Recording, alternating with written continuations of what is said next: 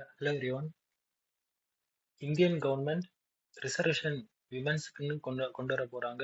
எதுக்காகன்னா பாலிடிக்ஸ்ல இன்வால்வ் ஆகுறதுக்காக. ஓகேவா? ஸோ இந்த புதியதாட்டு ஒரு விமென்ஸ் ரிசர்வேஷன் பில்லுன்னு சொல்லிட்டு ஒன்று கொண்டு வர போறாங்க. அதுல வந்து என்ன இருக்குன்னா 33% ரிசர்வேஷன் ஃபார் விமென்ஸ். ஓகேவா?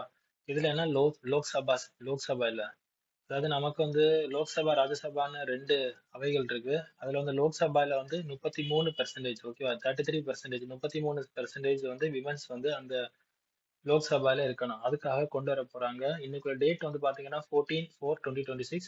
இன்னைக்குள்ள டேட் படி 33%. இனி அது வந்து இப்ப டிராப்டா தான் இருக்கு. ஓகே, அது இன்னும் வந்து நியூ பில்லா தான் இருக்கு. அது இன்னுமே வந்து அவங்க இம்ப்ளிமெண்ட் பண்ணல. இனி வந்து மேலவை கீழவைக்கு எல்லாம் போய் அதை வந்து பிரசிடென்ட் அப்ரூவல் எல்லாம் வந்ததுக்கு அப்புறம் தான் இந்த இது வந்து ஆக்ட் ஆகும். ஓகேவா? ஸோ இது வந்து இனி சேஞ்சஸ் இருக்கா இல்லையான்னு இனி வரப்போற நாட்கள்ல தான் நமக்கு அது தெரிய வரும். Okay, thank you.